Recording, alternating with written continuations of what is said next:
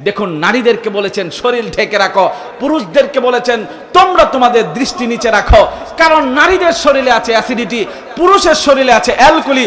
যখন অ্যাসিডিটি আর অ্যালকোহলি একজনকে আরেকজন দেখবে অথবা কাছাকাছি অবস্থানে আসবে, পৃথিবীর কোনো শক্তি নাই দৃষ্টিভঙ্গি চেঞ্জ করে অ্যাফিনিটি রোধ করে দিবে, আকর্ষণ তৈরি হওয়া রোধ করে দিবে, অ্যাট্রাকশন তৈরি হওয়া, সেক্স তৈরি হওয়া রোধ করে দিবে। পৃথিবীর কোনো শক্তি নাই। কারণ নারীর শরীরে অ্যাসিডিটি আছে, পুরুষের শরীরে অ্যালকোহলি আছে।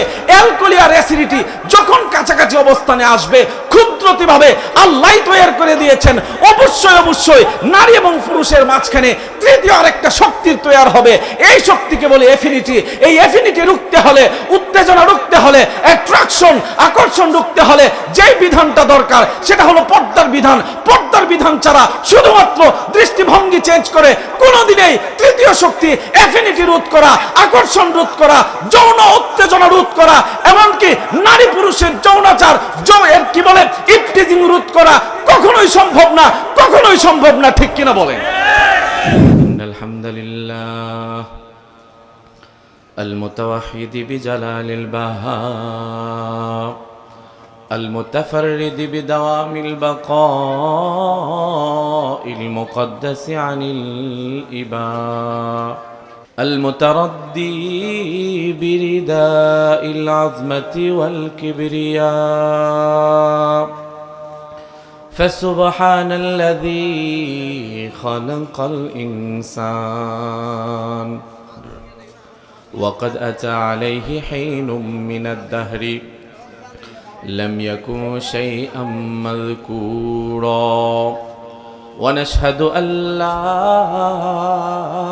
إله إلا الله ولا خالق إلا الله ولا معبود إلا الله ولا معشوق إلا الله ونشهد أن سيدنا وسندنا وحبيبنا ومولانا محمدا عبده ورسوله صلى الله تعالى عليه وعلى آله وأصحابه أجمعين.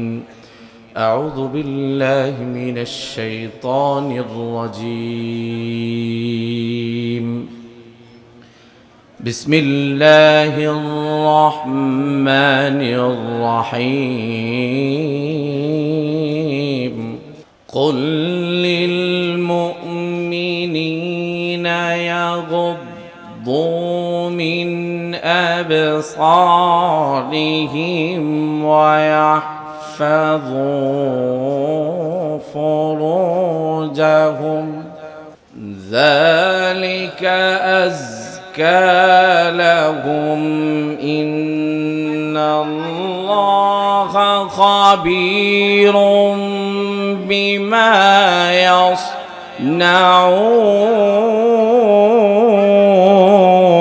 يصنعون.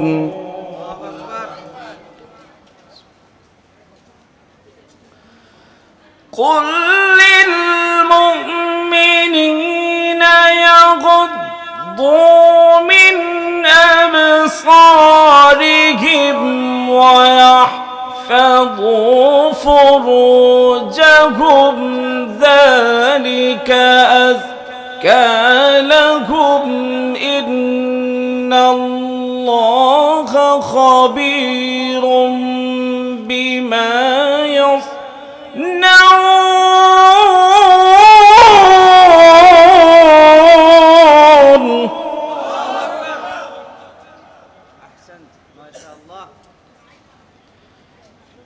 إن الله خبير بما يصنعون.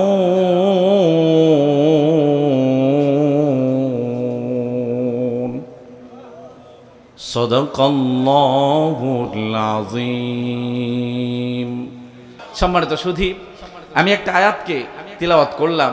এই আয়াতকে সামনে রেখে কিছু কথা বলবো। আল্লাহ পাক পবিত্র কোরআনে বলেন, কুল লিল মুমিনিন ইয়াগুযযু মিন আবসারিহিম। সম্মানিত সুধী, আল্লাহ পাক মুমিনদের বললেন, এ মুমিনেরা, তোমরা তোমাদের দৃষ্টিকে অবনমিত রাখো, নিচে রাখো। এই আয়াত থেকে একটা বিষয় আমাদের সামনে আসে, হালাল হারামের অন্যতম বিষয়, সেটা হচ্ছে পর্দা। সেটা কি ভাই? পর্দা। আচ্ছা আমায় বলুন তো, পর্দা কারা করে? আমি জানতাম এমন একটা উত্তর আসবে। পর্দা মহিলারা করে। আমাদের কনসেপ্ট, পুরুষদের কনসেপ্ট দেখেন কেমন একটা ট্র্যাডিশন হয়ে গেছে, পর্দা নারীদের। ঠিক কিনা বলেন? আমি অধিকাংশ মাহফিলে যেখানে এই বিষয় নিয়ে কথা হয়, এই প্রশ্নটা করলে প্রথম যে উত্তরটা আমার শ্রোতারা দেয়, সবাই বলে নারীদের। কি বলেন? কি বলে? এই যেমন আপনারা বললেন পর্দা কাদের? আমাদের সমাজে সবাই এটা জানে, পর্দা নারীদের।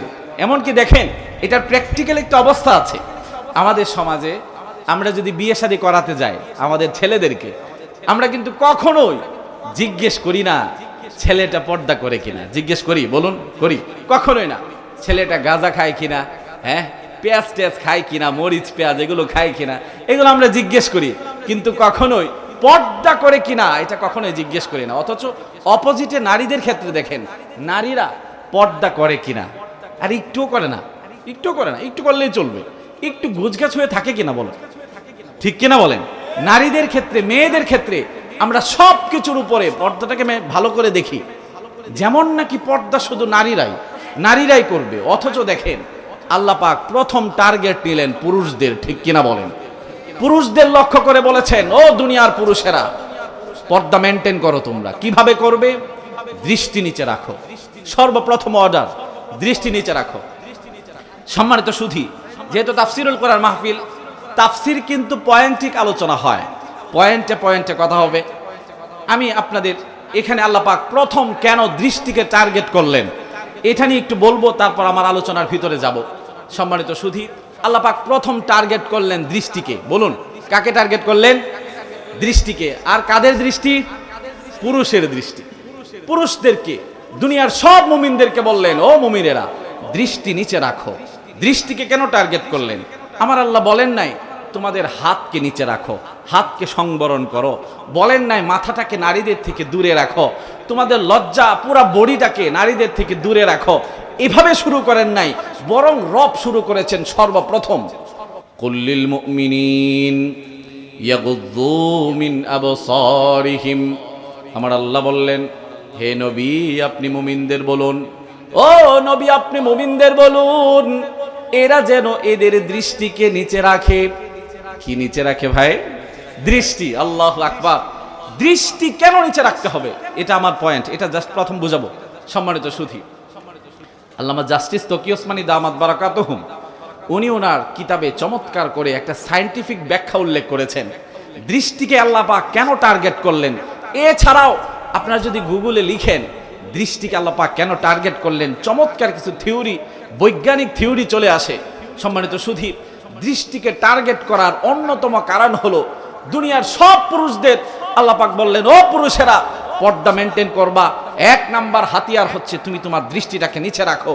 তো দৃষ্টিকে টার্গেট করার অন্যতম কারণ হচ্ছে, সম্মানিত সুধী, বিজ্ঞান বলে মানুষের দুইটা চোখের মধ্যে 130 মিলিয়ন লাইট রিসিপ্টর আছে। বলুন, কি বললাম? Light receptor. দুই চোখে 130 মিলিয়ন কোষ সদৃশ।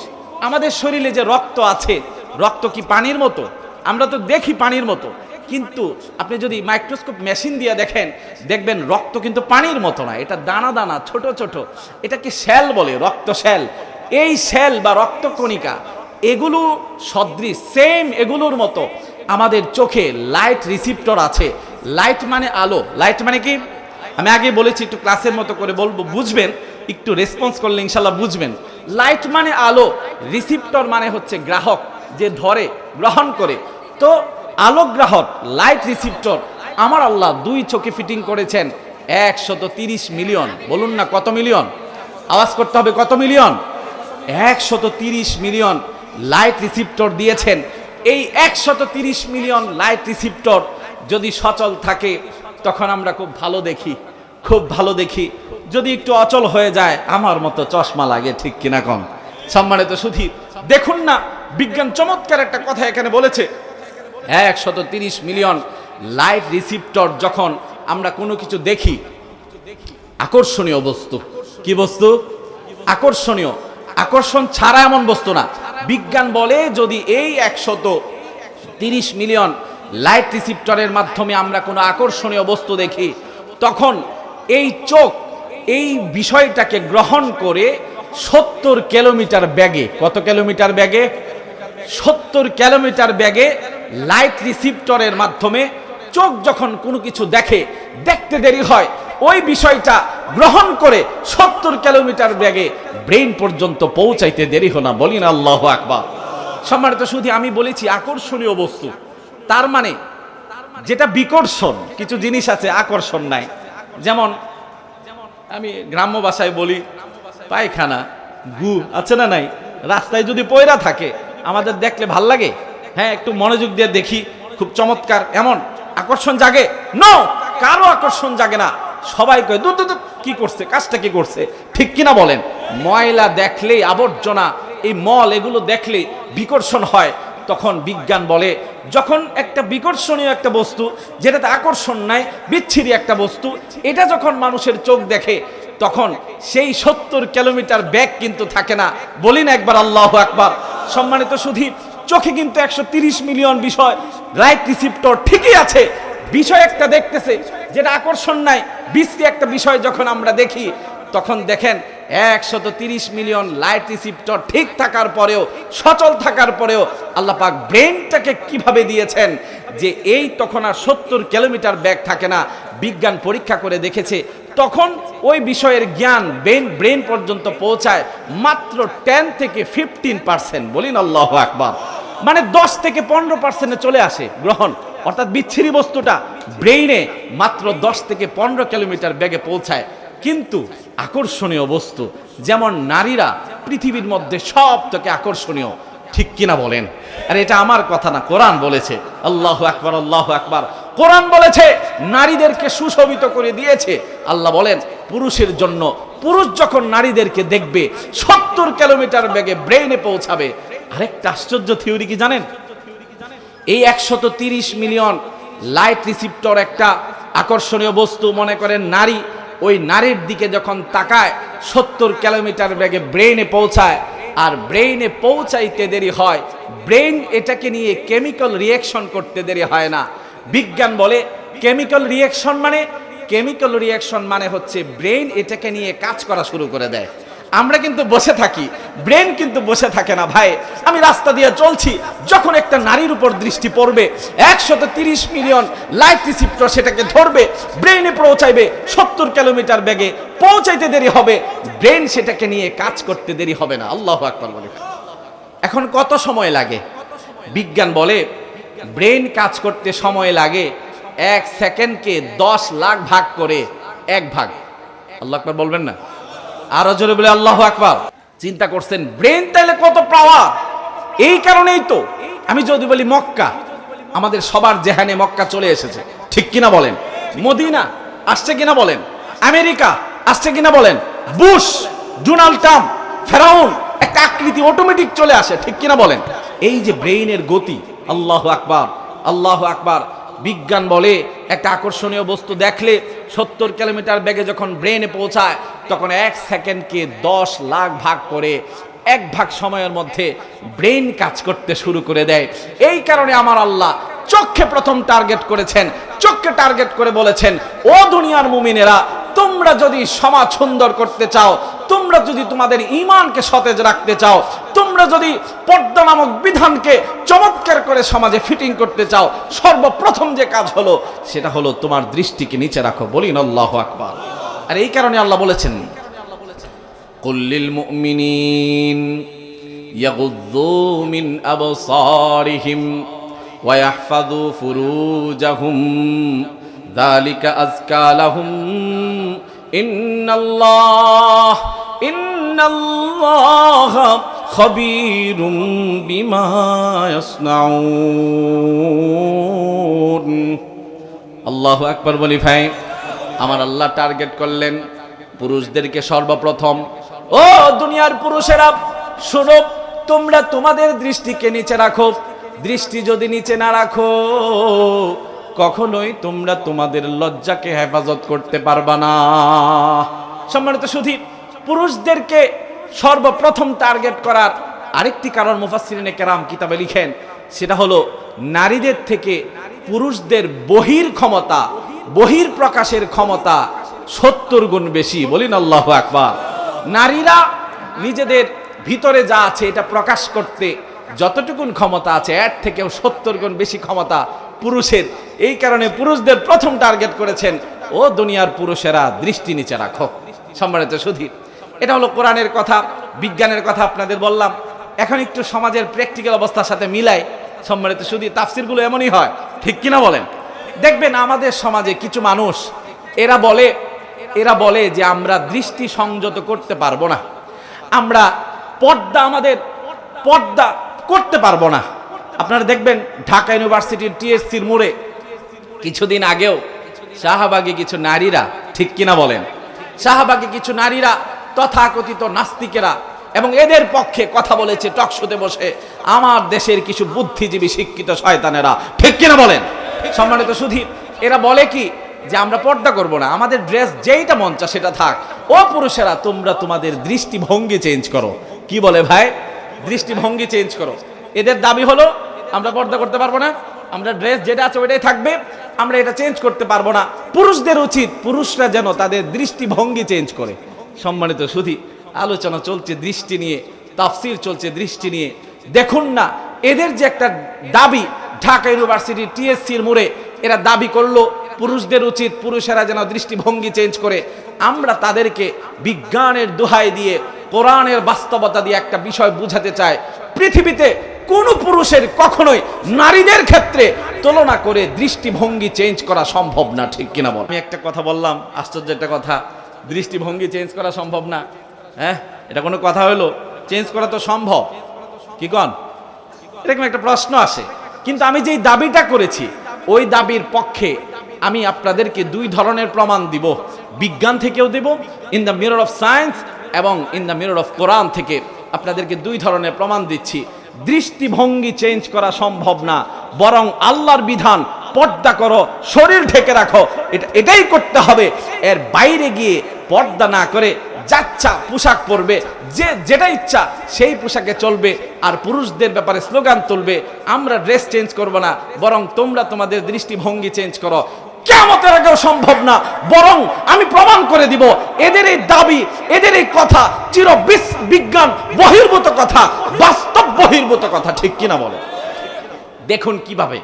সম্মানিত সুধী, খুব চমৎকার চুম্বকী একটা বিষয় এখানে তাফসীরের কিতাবে আছে। আল্লাহু আকবার, আল্লাহু আকবার। কোরআনে কি এমন নাই? সব আছে, তাফসীরের কিতাবে আছে। বিজ্ঞান থেকে চমৎকার একটা ব্যাখ্যা ডক্টর তারেক মাহমুদ তার কিতাবে লিখেছেন।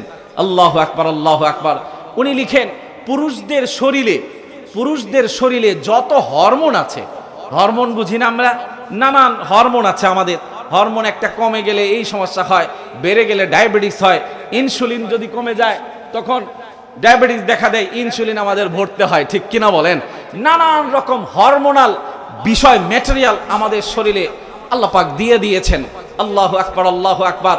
বিজ্ঞান বলে যত ধরনের হরমোন আছে পুরুষের শরীরে, এর মধ্যে সিংহভাগ সব থেকে বেশি আছে অ্যালকোহলি। কি আছে বেশি? বলুন না, কি বেশি আছে? অ্যালকোহলি। আওয়াজ করতে হবে। এখানে ফার্মেসি চালান এমন কেউ আছেন? ফার্মেসির ডাক্তার অথবা ফার্মেসি চালান, ফার্মেসিতে গিয়ে একটা সিরাপের নাম বলবেন, অ্যালকোহলি বা অ্যালকালি, ঠিক কিনা বলেন? আছে না নাই? সম্মানিত সুধী, তো পুরুষের শরীরে যত হরমোন আছে সিংহভাগ, বেশিরভাগ একটা হরমোন খুব বেশি পাওয়া যায়, সেটার নাম অ্যালকোহলি। অ্যালকোহলি মানে হচ্ছে মিষ্টান্ন ভাব, মিষ্টি মিষ্টি ভাব। কি বললাম? অ্যালকোহলি মানে মিষ্টি মিষ্টি ভাব। ও ভাই, ভালো করে বুঝতে হবে, পুরুষের শরীরে আছে অ্যালকোহলি খুব পরিমাণ বেশি। এই কারণে দেখবেন আজকে থেকে 20 বছর 25 বছর পূর্বে যখন আমাদের বাচ্চাদের চোখের নিচে কালো দাগ পড়ে যেত, আমাদের ছেলেদের, এবং স্বাস্থ্যটা খুব খারাপ করতো, পড়াশোনায় মন নাই, সবসময় অসুস্থ থাকে, স্বাস্থ্যটা একদম নড়েচড়ে এমন যখন থাকতো, আমরা ডাক্তারের কাছে গেলে তখন তো আর পরীক্ষা করার, টেস্ট করার তেমন মেশিন ছিল না। ডাক্তাররা বলতো এই ছেলেটাকে মাটির মধ্যে ফজরের পরে প্রস্রাব করাবেন, পেশাব করাবেন, ঠিক কিনা বলেন? যদি প্রস্রাব করাবেন, এই প্রস্রাবটা যখন শুকায় অথবা প্রস্রাব করলে এই পেশাবের মধ্যে যদি পিঁপড়া উঠে, তাইলে আমার কাছে এসে বলবেন। সম্মানিত সুধী, এটা কিন্তু ডাক্তাররা বলতো, আমি ছোট সময় দেখেছি। ডাক্তাররা বলে এই প্রস্রাবের সাথে যদি অ্যালকোহল যায়, পিঁপড়া উঠে, তখন ধরা হয় যে তার ক্ষীয় ক্ষয় হচ্ছে, অর্থাৎ তার বহুমূত্র রোগ হয়েছে, তার প্রস্রাবের সাথে অ্যালকোহল ক্ষয় হচ্ছে। আর অ্যালকোহল জানি কি? মিষ্টান্ন ভাব, ঠিক কিনা বলেন? যখন প্রস্রাবের সাথে মিষ্টান্ন ভাব ক্ষয় হবে, এই প্রস্রাবের মধ্যে পিঁপড়া তো উঠবেই, ঠিক কিনা বলেন? বলিন আল্লাহু আকবার।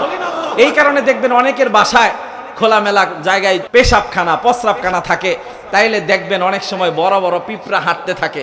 বুঝতে হবে এই বাসার কোনো পুরুষ আছে যার বহুমূত্র রোগ হয়েছে, অর্থাৎ তার প্রস্রাবের সাথে ক্ষীয় ক্ষয় হচ্ছে, অ্যালকোহল ক্ষয় হচ্ছে। বলিন আল্লাহু আকবার। সম্মানিত সুধী, তাইলে আমরা পেলাম পুরুষের শরীরে আছে বেশি পরিমাণ কি? অ্যালকোহল। বলুন, পুরুষের শরীরে বেশি পরিমাণ কি? এবার দেখেন নারীর শরীরে, বিজ্ঞান গবেষণা করে দেখেছে যত হরমোন আছে, নারীর শরীরে বেশি পরিমাণ হলো অ্যাসিডিটি। কি বেশি ভাই? অ্যাসিডিটি।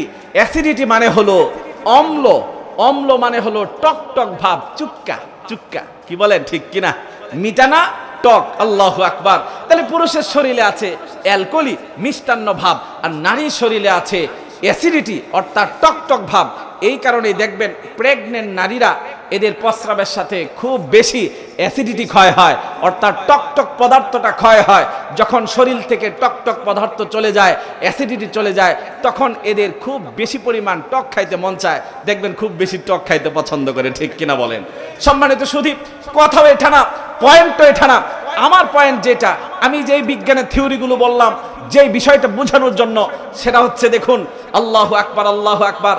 বিজ্ঞান অ্যাসিডিটি আর অ্যালকোহলকে ল্যাবের মধ্যে যখন ভরলো, এরা যখন এদের কম্পিউটারের সাহায্যে, সায়েন্সের মেশিনের মধ্যে যখন ভরলো, দেখলো অ্যাসিডিটি অ্যালকোহল যখন কাছাকাছি অবস্থানে আসে, তখন এই দুইয়ের মাঝখানে তৃতীয় আরেকটা শক্তির তৈরি হয়, যেটা অদৃশ্য শক্তি, যেটাকে বিজ্ঞান নাম দিয়েছে। এবং এরা মাইক্রোস্কোপ লেন্স সমৃদ্ধ ক্যামেরার মাধ্যমে দেখেছে, কম্পিউটারের মাধ্যমে বের করেছে, অ্যাসিডিটি অ্যালকোহল যখন কাছাকাছি অবস্থানে রাখা হয়, তখন মাঝখানে আরেকটা শক্তির তৈরি হয়। বিজ্ঞান এই শক্তির নাম দিয়েছে অ্যাফিনিটি। বলিন আল্লাহু আকবার। এটার নাম কি ভাই? অ্যাফিনিটি। অ্যাফিনিটি মানে হলো দেখুন আকর্ষণ, অ্যাফিনিটি মানে অ্যাট্রাকশন, অ্যাফিনিটি মানে উত্তেজনা, অ্যাফিনিটি মানে সেক্স, অ্যাফিনিটি মানে শাহওয়াত। বলিন আল্লাহু আকবার। সম্মানিত সুধী, বিজ্ঞান বলল, প্রমাণ করলো, যখন অ্যাসিডিটি অ্যালকোহল কাছাকাছি অবস্থানে আসে, তখন তৃতীয় শক্তির তৈরি হয়, যেটা হলো অ্যাফিনিটি। আল্লাহু আকবার, আল্লাহু আকবার। এই কারণেই আমার আল্লাহ পর্দা দিয়েছেন। দেখুন, নারীদেরকে বলেছেন শরীর ঢেকে রাখো, পুরুষদেরকে বলেছেন তোমরা তোমাদের দৃষ্টি নিচে রাখো। কারণ নারীদের শরীরে আছে অ্যাসিডিটি, পুরুষের শরীরে আছে অ্যালকোহল। যখন অ্যাসিডিটি আর অ্যালকোহল একজনকে আরেকজন দেখবে অথবা কাছাকাছি অবস্থানে আসবে, পৃথিবীর কোনো শক্তি নাই দৃষ্টিভঙ্গি চেঞ্জ করে অ্যাফিনিটি রোধ করে দিবে, আকর্ষণ তৈরি হওয়া রোধ করে দিবে, অ্যাট্রাকশন তৈরি হওয়া, সেক্স তৈরি হওয়া রোধ করে দিবে। পৃথিবীর কোনো শক্তি নাই, কারণ নারীর শরীরে অ্যাসিডিটি আছে, পুরুষের শরীরে অ্যালকোহল আছে। অ্যালকোহল আর অ্যাসিডিটি যখন কাছাকাছি অবস্থানে আসবে, ক্ষুদ্রতিভাবে আল্লাহ তৈরি করে দিয়েছেন, অবশ্যই অবশ্যই নারী এবং পুরুষের মাঝখানে তৃতীয় আরেকটা শক্তির তৈরি হবে। এই শক্তিকে বলে অ্যাফিনিটি। এই অ্যাফিনিটি রুখতে হলে, উত্তেজনা রুখতে হলে, অ্যাট্রাকশন আকর্ষণ রুখতে হলে যেই বিধানটা দরকার, সেটা হলো পর্দার বিধান। পর্দার বিধান ছাড়া শুধুমাত্র দৃষ্টিভঙ্গি চেঞ্জ করে কোনোদিনেই তৃতীয় শক্তি অ্যাফিনিটি রোধ করা, আকর্ষণ রোধ করা, যৌন উত্তেজনা রোধ করা, এমনকি নারী পুরুষের যৌনাচার, কি বলে ইফটিজিং রোধ করা কখনোই সম্ভব না, কখনোই সম্ভব না, ঠিক কিনা বলেন? সম্মানিত সুধী, এই কারণে আমার আল্লাহ দেখেন পর্দা দিয়েছেন, আর পর্দার টার্গেটে সর্বপ্রথম পুরুষদেরকে টার্গেট করে বলেছেন পুরুষেরা দৃষ্টি নিচে রাখো। দ্বিতীয় আয়াতে আল্লাহ পাক বলেছেন, কুল্লিল মুমিনাত ওয়া কুল্লিল মুমিনাতি ইয়াগদুদনা মিন আবসারিহিন্না ওয়া ইয়াহফাযনা ফুরুজাহুন্না। বলিন আল্লাহু আকবার। আমার আল্লাহ এবার নারীদের দ্বিতীয় স্তরে রেখে টার্গেট করে বলেছেন, ও দুনিয়ার নারীরা, কুল্লিল মুমিনাত, ও নবী আপনি মুমিন মুমিনাত যারা আছে, নারীরা যারা আছে, এদেরকে ডাক দিয়া বলে দিন, ও নারীরা তোমরাও তোমাদের দৃষ্টি নিচে রাখো। বলিন আল্লাহু আকবার। পুরুষদেরকে বললেন, ও পুরুষেরা দৃষ্টি নিচে রাখো। নারীদেরকে বললেন, ও নারীরা দৃষ্টি নিচে রাখো। যদি দৃষ্টি নিচে রাখে তাহলে বুঝবেন ভালো করে, প্র্যাকটিক্যাল যে বিষয়টা আমরা এতক্ষণের আলোচনায় বুঝলাম, অ্যাসিডিটির দৃষ্টি নিচে থাকবে, ঠিক কিনা বলেন? অ্যাসিডিটির দৃষ্টি নিচে থাকবে, আর এদিকে অ্যালকোহলির দৃষ্টি নিচে থাকবে। অ্যালকোহলি আর অ্যাফিনিটি, অ্যাসিডিটির দৃষ্টি যখন নিচে থাকবে, তৃতীয় শক্তি অ্যাফিনিটি কখনোই তৈরি হবে না, ঠিক কিনা বলেন? এই কারণে যৌনাচার, যৌন অবিচার এবং ইফতেজিং, ধর্ষণ, এগুলো যদি কেউ বন্ধ করতে চায়, সর্বপ্রথম যেই বিষয়টা সমাজে প্রতিষ্ঠিত করতে হবে, ঘরে ঘরে প্রতিষ্ঠিত করতে হবে, সেটা হলো পর্দার বিধান। পর্দা প্রতিষ্ঠিত করতে হবে। এক নম্বরে পুরুষদেরকে পর্দা প্রতিষ্ঠিত করতে হবে। পুরুষেরা দৃষ্টি নিচে রাখবে, নারীরাও দৃষ্টি নিচে রাখবে। পর্দার বিধান যখন কায়েম হয়ে যাবে, অ্যাফিনিটি দূরে থাকবে, অ্যাফিনিটি দূরে থাকবে, উত্তেজনা দূরে থাকবে। আর অ্যাসিডিটি, অ্যালকোহলি যখন হেফাজত, অ্যাফিনিটি কখনোই তৈরি হবে না, কখনোই সমাজে ইফতিজিং নামক ভয়ঙ্কর জিনিস হবে না। এবং শিশু ধর্ষণ, নারী ধর্ষণ, নারীদের ক্ষেত্রে যৌন বিচার করা কখনোই সম্ভব না, ঠিক কিনা বলো? এই কারণেই আল্লাহ পাক পবিত্র কোরআনে বলেছেন, দেখুন এখন যারা বলে যে আমরা আমাদের দৃষ্টিভঙ্গি চেঞ্জ করব না, তোমরা তোমাদের কি বলে আমরা ড্রেস আপ চেঞ্জ করব না, পর্দা করতে পারবো না, তোমরা তোমাদের দৃষ্টিভঙ্গি চেঞ্জ করো। এই এতটুকুন আলোচনা বুঝে থাকলে আমায় বলুন, এরা যে দাবিটা করলো ঢাকা ইউনিভার্সিটির টিএসসির মোড়ে দাঁড়িয়ে সাংবাদিকদের সামনে বিরাট সাংবাদিক সম্মেলন করে এরা যে দাবিটা করলো, এদের দাবি মূর্খতা, এমনকি ইন্টারন্যাশনাল মূর্খতায় পরিপূর্ণ, ঠিক কিনা বলেন? চির বিজ্ঞান বহির্ভূত কথা, অবাস্তব কথা।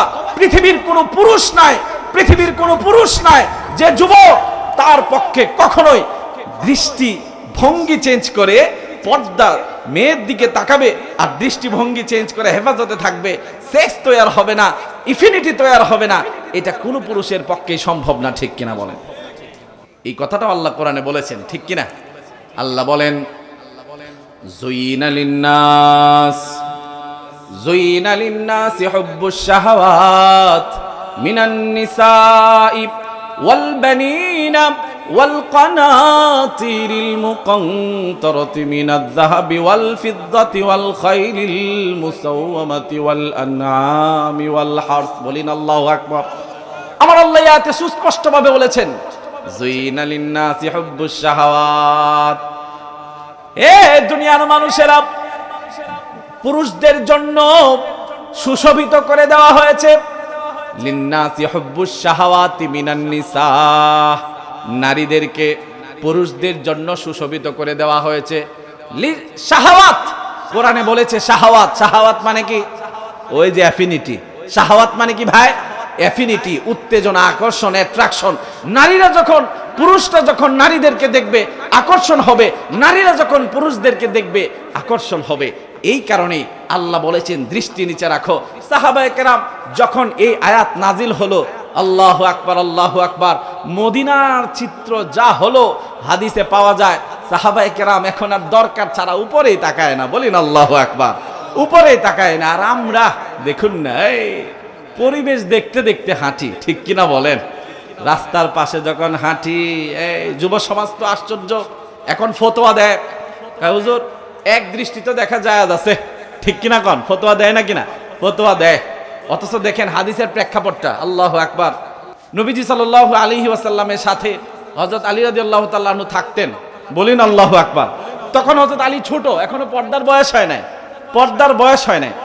আমার নবীজি তার চাচা জান আব্দুল মুত্তালিবের কাছে গিয়া বললেন, আবু তালিবের কাছে গিয়া বললেন, ও চাচা জান, আপনার তো অনেক সন্তান সন্ততি, আপনার সংসারটা চালাইতে আপনার খুব কষ্ট হয়।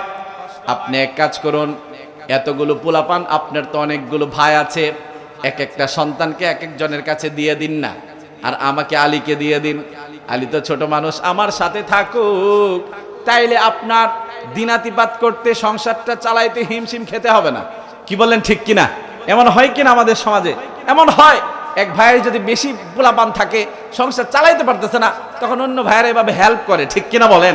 নবী সাল্লাল্লাহু আলাইহি ওয়াসাল্লাম আলীকে নিয়ে আসলেন তার বাড়িতে। একবার হাদিসে আসছে, আলী রাদিয়াল্লাহু তাআলা আনহুকে নিয়ে কোথাও যাচ্ছিলেন, আলী রাদিয়াল্লাহু তাআলা আনহু ঘোড়া অথবা উটের পিঠে বসা, আর নবীজি হাঁটছিলেন, বলেন আল্লাহু আকবার। তখন তিনি ছোট, পর্দার বয়স হয় নাই।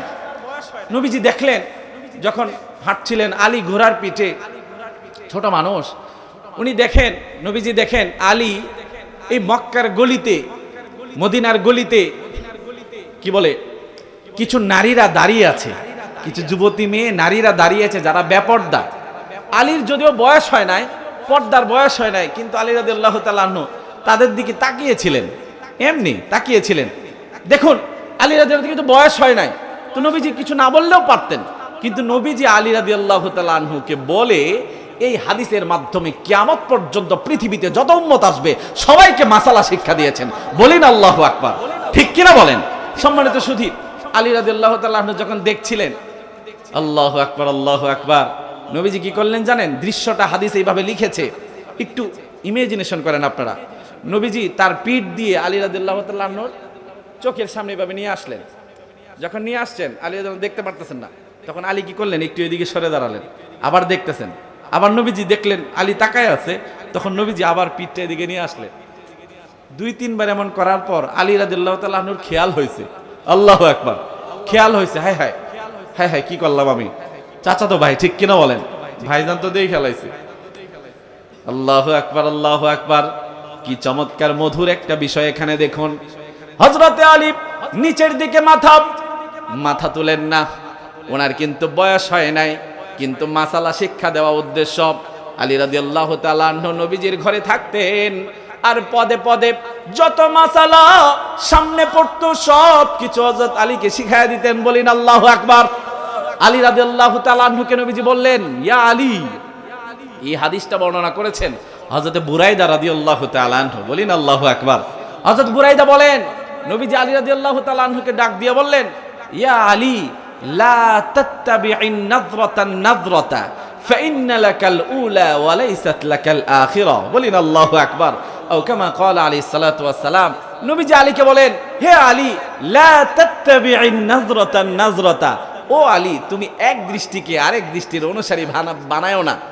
ফাইন্না লাকাল উলা, প্রথম দৃষ্টিটা তোমার, অর্থাৎ এমনিই যদি দৃষ্টি পড়ে যায় এই দৃষ্টি মাফ, এই দৃষ্টিতে কোনো গুনাহ হবে না। ওয়ালাইসাত লাকাল আখিরা, কিন্তু দ্বিতীয় যে দৃষ্টি ওইটা যদি তুমি দাও তাহলে তোমার গুনাহ হবে, এটা তোমার না, এটা নিষেধ, বলেন আল্লাহু আকবার। এই তো মাসালা শিক্ষা দিলেন, প্রথম দৃষ্টি মাফ। আমাদের যুবকেরা কি ফতোয়া দেয়? প্রথম দৃষ্টি মাফ। এই কারণে এই যে ফকির মার্কেটের সামনে যখন দাঁড়াইছে আর নারীরা হাইটা যাইতাছে, এই যে তাকাইছে, পলক আর ফেলে না, পলক ফেললেই তো প্রথম দৃষ্টি শেষ, তাকায় রইছে, যতক্ষণ দেখা যায় তাকায় রইছে, কয়েক দৃষ্টি জায়েজ আছে, ঠিক কিনা বলেন? আল্লাহ পাক আমাদের হেফাজত করুন, চোখকে হেফাজত করার মতো যোগ্যতা দান করুন। সম্মানিত সুধী, দেখুন না সাহাবায়ে কেরাম কিভাবে চোখ হেফাজত করতেন, আল্লাহু আকবার। আমি আপনাদেরকে ইমাম আবু হানিফার কথা বলি। ইমাম আবু হানিফা রাহিমাহুল্লাহ, ইমামুল মুজাদ্দিদ, ইমামুল আজম, আল্লাহু আকবার। উনি ওনার জীবনী পড়লে দেখবেন, উনি একবার হাঁটছিলেন, শহরে হাঁটছিলেন, এমনি দৃষ্টি দিছেন 5 তলার উপরে, এমনি ওইদিকে একটা 5 তলা বিল্ডিং, এভাবে যখন দৃষ্টি ফিরাইলেন তখন দেখেন 5 তলার রেলিং এর মধ্যে একটা মেয়ে এভাবে হাত দিয়ে দাঁড়িয়ে আছে, বেপরদা একটা মেয়ে। তার চোখ পড়ে গেল, এমনি ন্যাচারালি আমরা তাকাই না এক দৃষ্টি, এভাবে তাকাইছিলেন, পড়ে গেছে। তিনি আফসোস শুরু করলেন আর তওবা শুরু করলেন, হে কি ভুল হয়ে গেল আমার, কি ভুল হয়ে গেল আমার। তওবা করতে করতে করতে করতে উনি এক পর্যায়ে কসম কাটলেন, আল্লাহর কসম করে বলছি যদি দরকার না পড়ে আমি ইন্তেকালের আগ পর্যন্ত কোনোদিন দরকার ছাড়া উপরেই তাকাবো না। আর ইমাম আবু হানিফার জীবনীতে পাওয়া যায় সারা জীবনে কোনোদিন দরকার ছাড়া উনি উপরেই তাকাতেন না। আল্লাহু আকবার বলি ভাই, এই তো দৃষ্টির হেফাজত। আর সাহাবাদের জীবনী থেকে বললে তো মাথা নষ্ট হয়ে যাবে। আল্লাহু আকবার। নবীজির এক সাহাবী ছিলেন হযরত সালাবা, নাম কি বললাম? হযরত সালাবা, যুবক সাহাবী, 20 বছর 19 বছর 18 19 বছর বয়স, লম্বা সুঠাম সুন্দর। হযরত সালাবা নবীজির বার্তাবাহক ছিলেন, এখান থেকে ওখানে নবীজির চিঠি নিয়ে যেতেন। কথা বুঝতেছেন তো? নবীজির বার্তাবাহক। আল্লাহু আকবার আল্লাহু আকবার। হযরত সালাবাও একবার হাঁটছিলেন আরবের বুকে, মদিনার রাস্তা দিয়ে হযরতে সালাবা হাঁটছিলেন। একটা বাড়ির সামনে দিয়ে যখন হাঁটছিলেন, এমনি মানুষ এদিক ওদিক দৃষ্টি ফিরায়, ঠিক কিনা বলেন? হযরত সালাবা একদম ন্যাচারালি অনিচ্ছা সত্ত্বেও ডান দিকে দৃষ্টি ফিরাইলেন। যখন দৃষ্টি ফিরাইলেন, উনি দেখলেন একটা ঘর, এই ঘরের দরজা খোলা। ওই দরজা দিয়ে ভিতরে দেখা যায় একটা বাথরুম, একটা গোসলখানা দেখা যায়। ওই গোসল, তখন তো আর প্লাস্টিকের দরজা ছিল না, ঠিক কিনা কন? সে যুগে প্লাস্টিকের দরজা ছিল না, পর্দার দরজা ছিল। হাদিসে আসছে বাতাসে পর্দার কোনা এভাবে এভাবে নড়ছিল। তিনি যখন দৃষ্টি দিলেন, ঘরের মেইন দরজা খোলা, ওইদিকে টয়লেটের বাথরুমের যে পর্দাটাও বাতাসে একটু সরেছে। আর ওনার এক নজর গিয়ে পড়েছে ওই টয়লেটের মধ্যে একটা নারী গোসল শেষ করে, গোসলখানায় গোসল শেষ করে কাপড় চেঞ্জ করার জন্য শরীরের কাপড়গুলো খুলেছে। বলি না নাউজুবিল্লাহ। এমন সিচুয়েশনে তার দৃষ্টি পড়েছে, সেটা কি অনেকক্ষণ না? এক নজর, মাত্র একটা দৃষ্টি। কিন্তু দেখেন, আল্লাহু আকবার, দৃষ্টিটা যখন পড়লো ঘর, ওয়াশরুমের ভিতরে নারী কাপড় চেঞ্জ করছে, এরকম কাপড় ছাড়া এক নারীর দিকে যখন দৃষ্টি পড়লো, আল্লাহু আকবার, উনি আক্ষেপ শুরু করলেন, তওবা শুরু করে দিলেন, হায় হায় হায় হায় করতেছিলেন, কান্না শুরু করলেন, ইস্তিগফার পড়তেছিলেন, আর বলতেছিলেন, আল্লাহ আল্লাহ আল্লাহ, কিভাবে আমার মাধ্যমে এত বড় গুনাহ হয়ে গেল। আমি দরবারের রিসালাতে সবসময় থাকি, নবীজির দরবারে সবসময় থাকি, নবীজির বার্তাবাহক আমি, নবীর এত কাছে থেকেও আমার মাধ্যমে অনিচ্ছা সত্ত্বেও এত বড় গুনাহটা কি করে হয়ে গেল? কথা বুঝতেছেন? উনি আফসোস শুরু করলেন, আর বিড়বিড় করে বলছিলেন, হায় হায়, আমার এই নেফাকির কথা আল্লাহ জানি, কোরআনে আয়াত নাজিল করে বিশ্ব নবীকে জানায়া দেন। আমার এই নেফাকির কথা, আমার এই পাপের কথা আল্লাহ জানি কোরআনে আয়াত নাজিল করে তার বন্ধুকে জানায়া দেন। আমি এখন নবীর দরবারে কি করে চেহারা দেখাবো? আমার বন্ধুরা, হযরত সালাবা এখন আর কান্না করতে করতে নবীর দরবারে যান না, বিচলিত হয়ে গেলেন, পেরেশানি হয়ে গেলেন, পাগলের মতো হয়ে গেলেন। কিছুদিন চলে গেল, তিনি নবীজির দরবারে যান নাই। আল্লাহু আকবার, আল্লাহু আকবার।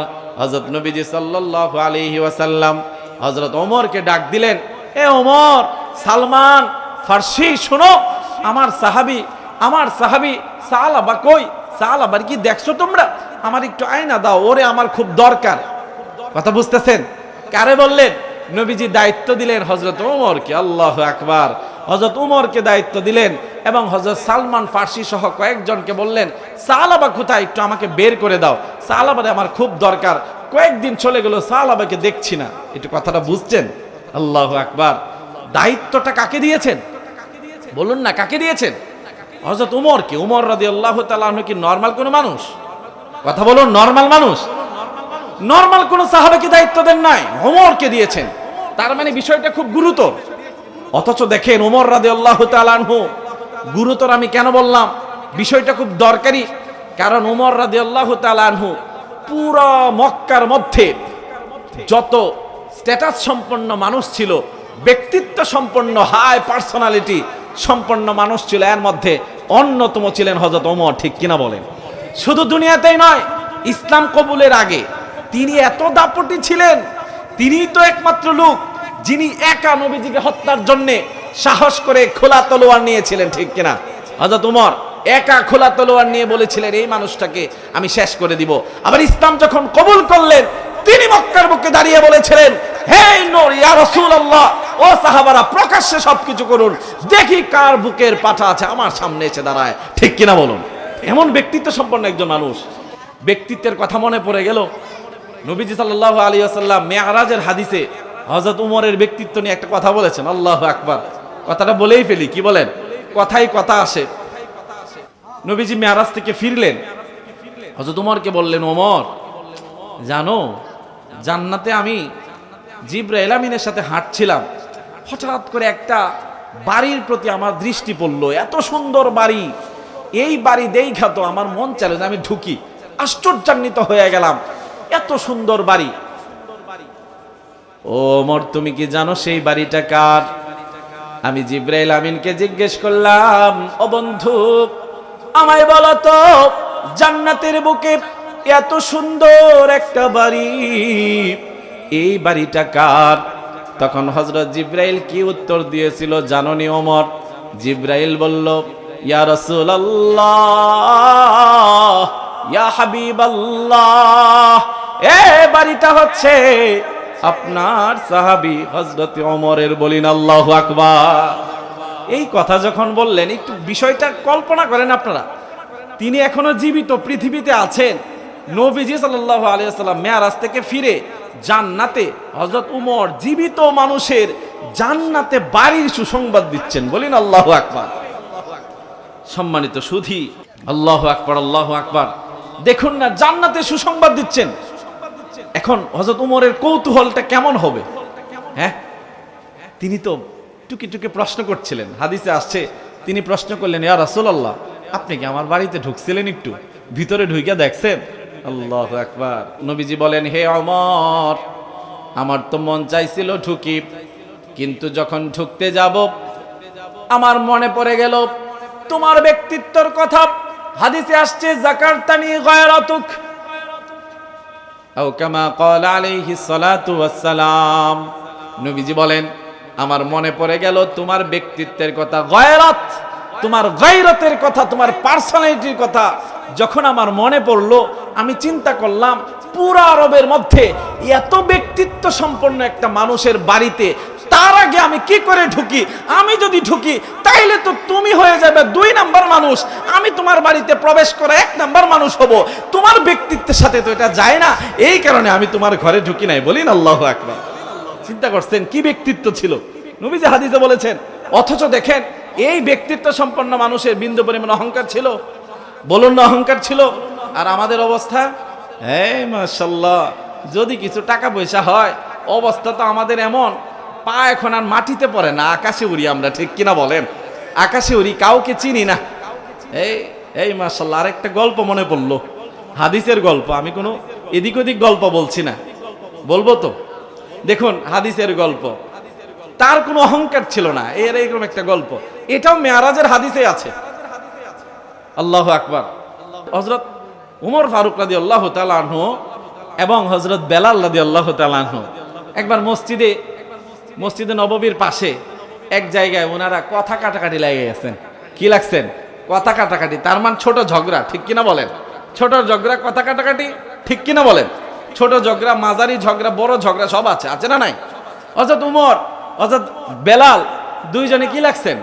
কথা কাটাকাটি, ঝগড়া লাগছেন। এক পর্যায়ে হযরত উমর অনিচ্ছা সত্ত্বেও মুখ ফসকে রাগের মাথায় বলে ফেললেন, এই গোলামের গোলাম। কি বললেন? গোলামের গোলাম। দেখেন, এই কথাটা হযরত উমরের মুখ দিয়ে বের হলো।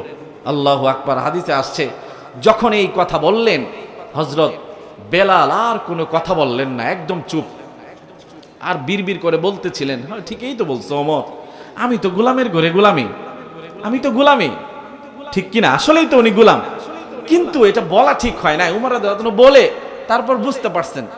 দেখবেন, আমরা যখন ঝগড়া লাগি, 2-3 কথা পরে মানুষ কি করে, তার মূলের দিকে ফিরে যায়। বড় লোক আর গরিব যদি ঝগড়া লাগে, 2-3 কথা পরে বলবে, এই ছোট লোকের ছোট লোক, ঠিক কিনা কয়।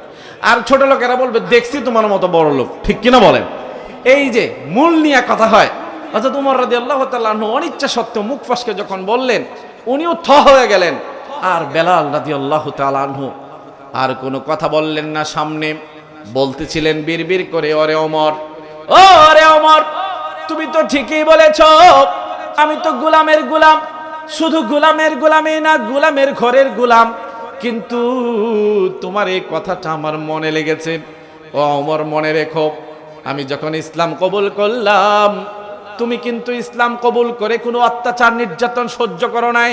হ্যাঁ বন্ধু ওমর, তুমি কিন্তু বিন্দু পরিমাণ অত্যাচার নির্যাতন সহ্য করো নাই। খুবই নামি দামি মানুষ, তুমি ইসলাম কবুল করছো, তোমার একটু শব্দ করার মতো কেউ ছিল না। কিন্তু আমি বেলাল ইসলাম যখন কবুল করলাম, আমার কানের মধ্যে, 2 কানের মধ্যে রশি লাগাইছে, 2 কানের মধ্যে রশি লাগিয়ে মক্কার উত্তপ্ত বালি রাশির উপর দিয়ে টেনে টেনে নিয়েছে। আমার পিঠের চামড়াগুলো উত্তপ্ত বালুতে পুড়ে বড় চটার মতো পিঠে হয়ে গিয়েছিল, রক্ত বের হয়েছিল, পুরা বডিটা ক্ষতবিক্ষত হয়েছিল। আমার মালিক উমাইয়া ইবনে খালফ আমাকে মারাত্মক রকম শাস্তি দিচ্ছিল। পাথর, বড় একটা পাথর এনে আমার বুকে রেখে দিয়েছিল, আমার জিহ্বাটা বেরিয়ে গিয়েছিল, তখনও সে ছেড়ে দেয় নাই। আমার জিহ্বাটা যখন বাইর হইল, তখন সেই উমাইয়া ইবনে খালফ আমার বুকের মধ্যে বসে জিহ্বাটা ধরে বাবলা গাছের কাঁটা দিয়ে জিহ্বাটা ফুটো করে দিয়েছিল।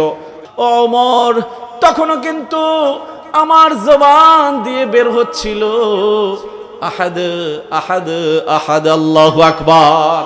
তখন আমি বলছিলাম আল্লাহ এক, আহাদ আহাদ আহাদ। আমি বিন্দু পরিমাণ সময়ের জন্য মুহাম্মাদের ধর্ম, আল্লাহর ধর্ম, ইসলামকে ছেড়ে যায় নাই। ও ওমর, তখন কিন্তু তুমি আমার পাশে দাঁড়াও নাই। এত কষ্ট করে আমি ইসলাম কবুল করেছি। এভাবে আবেগী অনেক কথা বলছিলেন। এক পর্যায়ে বললেন, শোনো, আমি তোমার এত সহজে ছাইরা দিব না, আমি নবীজির কাছে বিচার দিব। কি বলেন? সাহাবায়ে কেরামের সবকিছু ছিল নবী রিলেটেড, ঠিক কিনা বলেন?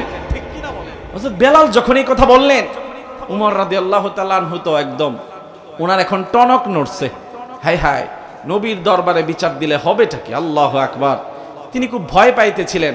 হযরত বেলাল চলে গেলেন নবীর দরবারে, নবীজিকে ফুল ঘটনা খুলে বললেন। নবীজি খুব কষ্ট পেলেন।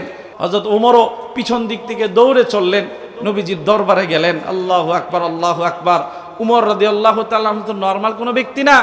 দরবারের ইসালাতে দ্বিতীয় যে আসনটা ছিল নবীজির বাঁ দিকে, দ্বিতীয় যে আসন, ওটা ছিল হযরত ওমরের আসন, ঠিক কিনা বলেন? ডান দিকে ছিলেন হযরত আবু বকর। প্রথম আসন, দরবারের ইসালাতে দ্বিতীয় আসনের মালিক হযরত উমর। যখন গিয়ে বসলেন, নবীজি মাথাটা ঘুরিয়ে নিলেন। নাউজুবিল্লাহ বলি ভাই। নবীজি মাথা ঘুরিয়ে নিলেন। হযরত উমর রাদিয়াল্লাহু তাআলা আনহু ফারুক আযম আবার উঠে গিয়ে নবীজি যেদিকে মাথা ঘুরিয়েছেন ওদিকে বসলেন। নবীজি আমার আবার মাথা ঘুরিয়ে নিলেন। হযরত উমর রাদিয়াল্লাহু তাআলা আনহু খুবই কষ্ট পাচ্ছিলেন। নবীজি বিড়বিড় করে বললেন, মান আযা বেলালান, মান আযা বেলালান ফাকাদ আযানি, মান আযা বেলালান ফাকাদ আযানি, আও কামা ক্বালা আলাইহিস সালাতু ওয়াস সালাম। আমার বন্ধুরা, নবীজি বললেন, মান আযা বেলালান, যে বেলালকে কষ্ট দেয় সে যেন আমি মুহাম্মদকেই কষ্ট দিল। আমার বন্ধুরা, এই কথা যখন হযরত উমর শুনলেন, কলিজাটা ফাইটা গেল। উনি আর নবীজির দরবারে বসা নাই, উনি বুঝতে পারলেন যে কোনো মূল্যে বেলাল থেকে আমার ক্ষমা নিতে হবে। আল্লাহু আকবার, আল্লাহু আকবার। দেখেন না, আশ্চর্য কথা, হযরত উমর এত বড় ব্যক্তিত্ব সম্পন্ন মানুষ, যার ব্যক্তিত্ব নবীজি, যার ব্যক্তিত্ব বজায় রাখতে গিয়ে ব্যক্তিত্বকে সম্মান করে জান্নাতের বাড়িতে রাসূল প্রবেশ করলেন না, সেই হযরত উমর চলে গেলেন বেলাল গেটের পাশে। এখনো যারা মক্কায় যাবেন, বেলাল গেট মদিনার মসজিদে নববীর পাশে, উমরায় হজে গেলে দেখতে পারবেন বেলাল গেট আছে না নাই? এই বেলাল গেটের মাথায় হযরত বেলালের বাড়ি ছিল। মসজিদে নববী থেকে বের হয়ে উনি এদিক দিয়ে চলতেন। এই কারণে এই গেটের নাম কি? বেলাল গেট। আল্লাহু আকবার। এই গেটের মুখের মধ্যে হযরত ওমর ফারুক দাঁড়িয়ে রইলেন। কখন নামাজের সময় হবে, বেলাল আসবে আজান দিতে, তখন আমি বেলালের কাছে ক্ষমা চাইব। আমার বন্ধুরা, তিনি বাড়িতে গেলেন না।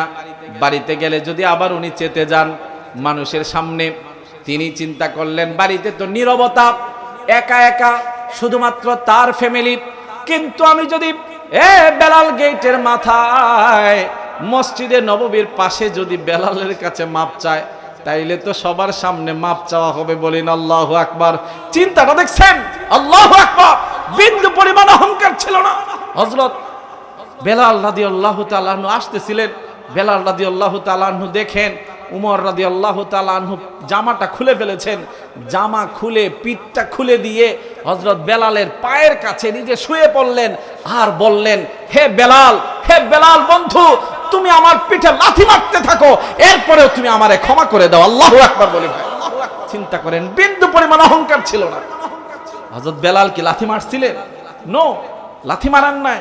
তিনি কুলে টেনে নিলেন, তিনি বুকে নিলেন, তুললেন, ওনাকে চুমু খেতে লাগলেন আর বললেন, ও ভাই ওমর, তোমার এত ব্যক্তিত্ব, পুরো মক্কার মধ্যে, পুরো আরবের মধ্যে সব থেকে ব্যক্তিত্ব সম্পন্ন মানুষ তুমি, তোমার ব্যক্তিত্ব বজায় রাখতে রাসূল জান্নাতে তোমার ঘরে প্রবেশ করে নাই, তুমি যে মাটিতে শুইছো, আমার কাছে যে পেটটাকে ওপেন করে দিছো লাথি দেওয়ার জন্য, এটা বলেছো, এটাই তো অনেক কিছু, আমি তোমারে ক্ষমা করে দিলাম। সুবহানাল্লাহ বলি ভাই, এই তো হযরত ওমর, সাহাবীদের ক্যারেক্টার ছিল এই। আর আমরা যদি ঝগড়া লাগি, যাই আর একবার আমাদের এলাকায় খবর আছে, ঠিক কিনা কোন খবর আছে। এই ফেসবুকে দেখলাম একটা ভিডিও, জায়গা জমি নিয়ে হয়তো ঝগড়া লাগছিল দুই ভাই, ছোট সময় বাবার থেকে যখন আলাদা হয়, বাবা হয়তো বড় ভাই হয়তো ছোট ভাইকে ঠকাইছিল। হ্যাঁ, একটা ভিডিও ফেসবুকে, আমার একদম কলিজাটা নড়ে গেছে ভিডিওটা দেখে। মুমূর্ষ অবস্থায় এই যে ছোট ভাই নাকি বড় ভাই জানি, মুমূর্ষ অবস্থায় মাপ চাচ্ছিল, ভাইজান ক্ষমা করে দেন, ক্ষমা করে দেন। কিন্তু মুমূর্ষ অবস্থায় এই যে ভাই কি করলো, ধাক্কা দিয়ে দিল যে যা, তোর কোনো ক্ষমা নাই। নাউজুবিল্লাহ বলি ভাই, এই যে ঝগড়ার অবস্থা আমাদের, আল্লাহ পাক হেফাজত করুন, আমাদের হেফাজত করুন। সম্মানিত শুধু কথা আমার এটা ছিল না, কথা মনে পড়লো তাই বললাম, হাদিস থেকে বললাম, শিক্ষা আছে না নাই? আল্লাহু আকবার, আল্লাহু আকবার। সম্মানিত শুধু বলতেছিলাম, হযরত ওমরকে সালমান ফার্সিকে দায়িত্ব দিলেন রাসূলুল্লাহ। সালমান ফার্সি সম্পর্কে বললে তো আল্লাহু আকবার, সারা রাত চলে যাবে। সম্মানিত সুধী বললেন, নবীজি বললেন, ওমর, সালমান, তোমরা এক কাজ করো, আমার সাহাবারে খুঁজে দাও। নবীজি এভাবে জোর দিয়ে বলেছেন। ওমরে ফারুক আরো কয়েকজনকে নিলেন, ঘোড়া নিলেন, মদিনার বুকে খুঁজতে শুরু করলেন। সাহাবা কোথায় চলে গেছে খুঁজতে শুরু করলেন। খুঁজতে খুঁজতে পুরা মদিনা তন্ন তন্ন করে খুঁজে কোথাও যখন পাচ্ছিলেন না, তখন উনি চলে গেলেন একদম মদিনার সীমান্তবর্তী এলাকায়, মদিনার বর্ডারে চলে গেলেন। ওখানে গিয়ে পাহাড়ের পাদদেশে একটা ক্রসিং আছে, ওখানে দেখতে পেলেন কিছু রাখাল ছাগল দুম্বা এগুলো নিয়ে রেস্ট করছে, রেস্ট। রাখালদের বললেন, হে রাখালেরা, তোমরা কি এমন একটা যুবককে দেখেছো, সুদর্শন লম্বা যুবক, 18, 19, 20 বছর বয়স হবে, খুবই সুন্দর, নাম সালাবা, তোমরা কি দেখেছো? সবাই বলল, না না, এমন কোন যুবককে তো আমরা দেখি নাই। আমার বন্ধুরা, একজন বলে উঠলো, ওই রাখালদের ভিড় থেকে একজন বলে উঠলো, হে মুসাফির, ও পথিক, তোমরা কি ক্রন্দনরত যুবককে খুঁজছো নাকি? তোমরা কি কান্নারত যুবক, সব সময় যে কাঁদে, ওই যুবকটাকে খুঁজছো নাকি? এটা যখন একজন প্রশ্ন করলো, আমার বন্ধুরা, হযরত উমর রাদিয়াল্লাহু তাআলা আনহুর টিম এখন আর বুঝার বাকি নাই, নিঃসন্দেহে এটাই হবে সালাবা। এবার জিজ্ঞেস করতে লাগলো, ক্রন্দনরত যুবক, কান্নারত যুবকটা আবার কে?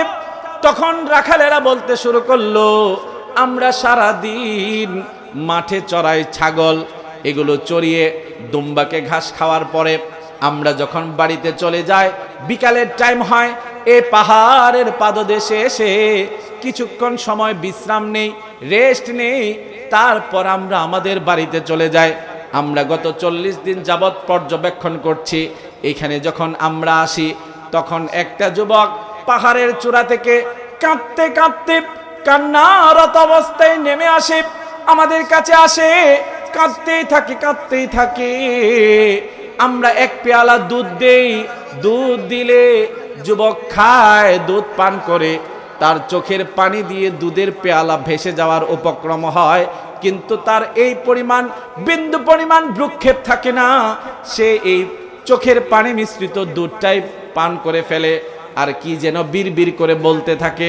আমরা কিছুদিন শোনার পর আবিষ্কার করলাম, যুবক বলতে থাকে, হ্যাঁ হ্যাঁ, না জানি আল্লাহ আমার গুনার ব্যাপারে আয়াত নাজিল করে রাসূলুল্লাহকে জানিয়ে দিয়েছেন। আমি রাসূল দরবারে রিসালাতের লোক হয়েও এত বড় গুনাহ কি করে ফেললাম। আমার বন্ধু যুবক এভাবে বলতে থাকে, এরপর দুধ খাওয়া শেষ হলে আবার পাহাড়ে চলে যায়। বন্ধুরা আমার, হযরত ওমর বুঝতে পারলেন কোনো সন্দেহ নাই, নিঃসন্দেহে এটাই হলো সালাবা। উনি অপেক্ষা করলেন, পাহাড়ের চূড়ায় উঠলেন না। সময় যখন হলো, দেখতে পেলেন হযরতে সালাবা কান্না করতে করতে নিচে নেমেছেন। দুধের পেয়ালা নিলেন, চোখের পানি দিয়ে পেয়ালাটা ভেসে যাচ্ছিল। উনি পেয়ালা ভর্তি দুধ পান করলেন আর বিড়বিড় করে বলছিলেন, হে না জানি আমার রব কোরআনে আয়াত নাজিল করে দিয়ে রাসূলুল্লাহকে আমার গুনার কথা জানিয়ে দিয়েছেন। এভাবে বিড়বিড় করে বলছিলেন। যখন তিনি চলে যাবেন, হযরত ওমর ধরলেন, ও সালাবা চলো রাসূলের দরবারে। রাসূলুল্লাহ আমাকে দায়িত্ব দিয়েছেন তোমাকে নেওয়ার জন্য। ও সালাবা, তোমাকে তো ডেকে পাঠিয়েছেন, এখন তোমাকে যেতেই হবে। সালাবা যখন দেখলেন হযরতে ওমর, তিনি জড়িয়ে ধরলেন, আর কান্না করছিলেন। হযরতে সালাবার শরীরটা জীর্ণ শীর্ণ হয়ে গেল, চোখের নিচে কালো দাগ পড়েছিল। চোখের নিচে কালো দাগ পড়ে চোখের পানি প্রবাহিত হতে হতে মনে হচ্ছিল পানির পরিবর্তে এখন রক্ত বের হবে। বলি না সুবহানাল্লাহ। আমার বন্ধুরা, স্বাস্থ্যটা একদম কমে জীর্ণ শীর্ণ হয়ে গেল। সুঠাম দেখের সালাবা স্বাস্থ্যটা এমন ভাবে কমলো ওনারা চিনতে পারছিলেন না। আমার বন্ধুরা বললেন, সালাবা চলো। সালাবাকে উত্তর দেয়, সালাবা বলে, হে বন্ধু ওমর, আমাকে বলো তো আমার ব্যাপারে, আমার গুনার ব্যাপারে, আমার নেফাকের ব্যাপারে আল্লাহ কি কোরআনে কোনো আয়াত নাজিল করে রাসূলুল্লাহকে জানিয়ে দিয়েছেন নাকি? আমি কি করে মুখ দেখাবো? এগুলো বারবার বলতেছিলেন। ওমর বললেন, না না, এমন কোনো তো বিষয় আমরা জানি নাই। আমার বন্ধুরা, হযরত সালাবাকে নিয়ে পুরা টিম চলে আসলো রাসূলের দরবারে। রাসূলুল্লাহ উঠে দাঁড়ালেন, সালাবাকে বুকে নিলেন, কপালে চুমু খেলেন আর সুসংবাদ দিলেন, ও সালাবা, তোমার যে আফসোস, তোমার যে তওবা, তোমার এই আক্ষেপ আমার আল্লাহর কাছে এত পছন্দ হয়েছে, তোমাকে তোমার জীবনের সব গুনাহ ক্ষমা করে জান্নাতি করে দিয়েছেন। সুবহানাল্লাহ, আল্লাহু আকবার। হযরত সালাবাকে নবীজির রানের উপর শোয়াইলেন, দাঁড়াইতে পারছিলেন না, শরীরটা জীর্ণ শীর্ণ হয়ে গিয়েছিল। সালাবা রাদিয়াল্লাহু তাআলা আনহু নবীজির রানে যখন শুইলেন, বলতেছিলেন, ইয়া রাসূলুল্লাহ, ইয়া রাসূলুল্লাহ। হাদিসে আসছে, সালাবা বললেন, ইয়া রাসূলুল্লাহ, আমার গোশত এবং চামড়ার ভিতর দিয়ে কি যেন পিঁপড়ার মতো হাঁটাহাঁটি করছে, আমার খুবই যন্ত্রণা হচ্ছে। এই কথা যখন বললেন, আল্লাহু আকবার, নবীজি বললেন, হে সালাবা, এটা তো পিঁপড়া না, এটা তো মৃত্যুর দূত চলে এসেছে, মৃত্যুর ফেরেশতা চলে এসেছে। ও সালাবা, পড়ো আমার সাথে কালিমাতুশ শাহাদা পড়ো। আল্লাহু আকবার। পুরা সাহাবাদের সবাই দৃশ্যটা দেখছিল, সবাই একসাথে কালিমাতুশ শাহাদা বললেন এবং সালাবা কালিমাতুশ শাহাদা পড়তে পড়তে দুনিয়া থেকে চলে গেলেন। বলিন আল্লাহু আকবার। আমার বন্ধুরা দেখুন না, সালাবা রাদিয়াল্লাহু তাআলা আনহু যিনি যখন ইন্তেকাল করলেন, নবীজি নিজের হাতে ওনাকে গোসল দিলেন। আল্লাহু আকবার বলি ভাই, গোসল দিলেন।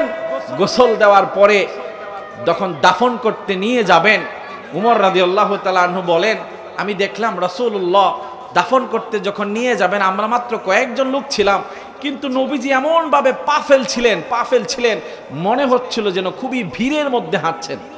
আমি রাসূলুল্লাহকে প্রশ্ন করলাম, ইয়া রাসূলুল্লাহ, আপনি এমনি হাঁটছেন কেন? মনে হচ্ছে অনেক ভিড়ের মধ্যে হাঁটতেছেন, এত ভিড় তো এখানে নাই।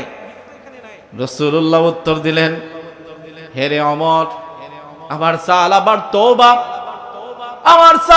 তওবা রবের কাছে এত পছন্দ হয়েছে, পুরা আসমানের ফেরেশতারা সালাবার কাফন দাফনে শামিল হওয়ার জন্য, সালাবার জানাজায় শামিল হওয়ার জন্য রবের কাছ থেকে অনুমতি নিয়ে জমিনে চলে এসেছে এবং সবাই ওই দাফনের মধ্যে শামিল হবে।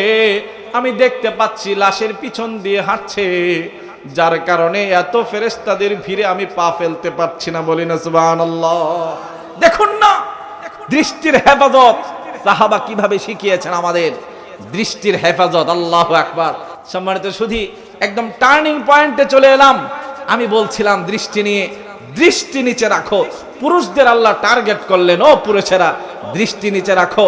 সাহাবায়ে কেরাম শিখিয়েছেন, সালাবা শিখিয়েছেন আমাদেরকে দৃষ্টি কিভাবে নিচে রাখতে হবে। আল্লাহু আকবার, আল্লাহু আকবার।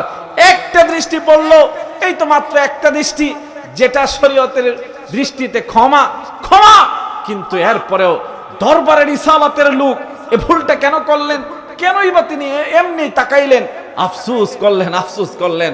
আর আমার আল্লাহ তিনি দুনিয়াতে থাকতে জান্নাতে সুসংবাদ দিয়ে দিলেন। বলি না সুবহানাল্লাহ, আল্লাহু আকবার, আল্লাহু আকবার। সম্মানিত সুধী, এই তো দৃষ্টির হেফাজত, এটা আমরা করব তো ইনশাআল্লাহ, পর্দা করব তো। টোটাল আলোচনা বুঝে থাকলে আমায় বলুন, পর্দা কাদের? হ্যাঁ, আবার মাশাআল্লাহ, এবার উত্তর চমৎকার। পর্দা কাদের? তখন কি বলেছিলেন? পর্দা নারীদের।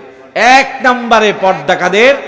পুরুষের। সম্মানিত সুধী, আমাকে বলা হয়েছিল হালাল হারাম নিয়ে কথা বলতে। আমি চিন্তা করলাম হালাল হারাম এই দুইটা শব্দ বললে দুইটা বিষয় আমাদের মাথায় আসে।